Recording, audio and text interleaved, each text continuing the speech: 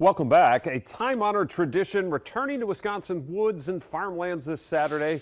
That is the start of the 9-day gun deer hunt. A very late start this year. This season, of course, part of the overall harvest numbers, along with archery, crossbow, other special hunts.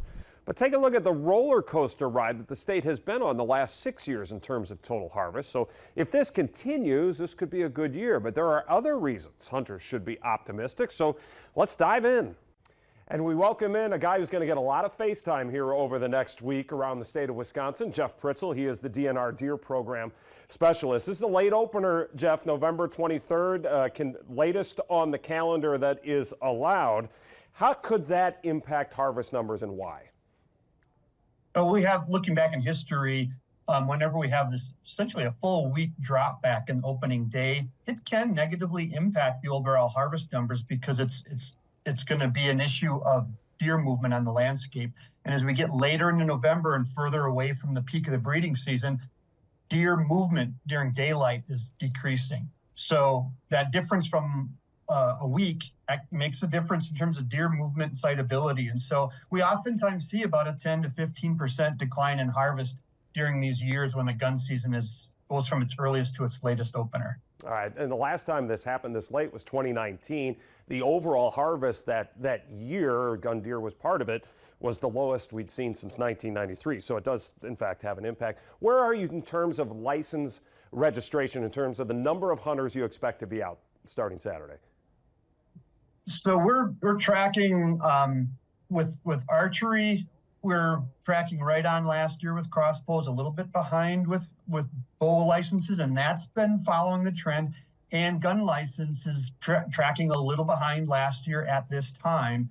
However, one of the phenomenons of our gun license sales is we sell about 100,000 licenses on Friday, the day right before the season. So depending on where people are at, that what happens on Friday will really kind of set us for where we're at in terms of our long-term average of participating hunters. All right, so those folks that get their licenses, even those who wait to the last minute, what can they expect? As you look at your herd estimates, what areas of the state do you expect high harvest totals for this season?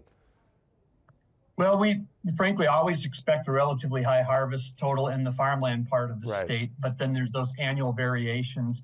Last year we saw a drop off in the northern forest. The good news is when we look at our current archery harvest this year compared to last year, it is running ahead of last year and closer to the 5-year average. So I think we might see something that's more akin to normal in the north.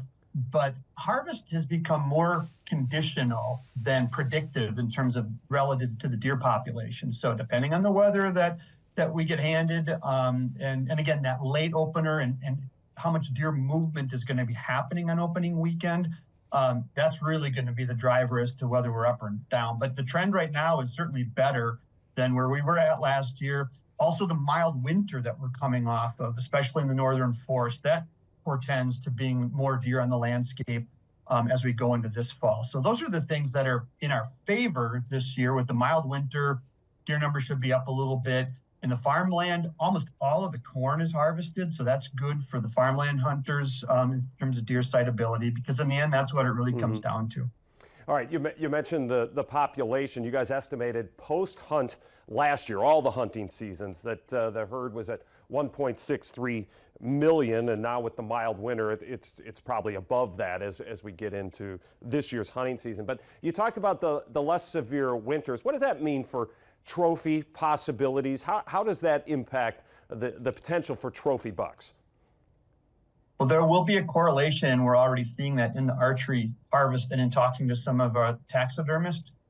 Antler development should be above average this year. Bucks coming out of last winter in better than average physical condition could put more effort into antler growth this year as opposed to kind of rebuilding their bodies from a tough winter. So we often see better antler development associated with a previous mild winter, and that seems to be playing out this year. So hopefully, more hunters will get a chance to maybe see that buck of a lifetime this year. All right, having said that, I realize I'm going to pivot 180 degrees here. You always need people to take antlerless deer. Is that still a push this year to keep your management goals in place?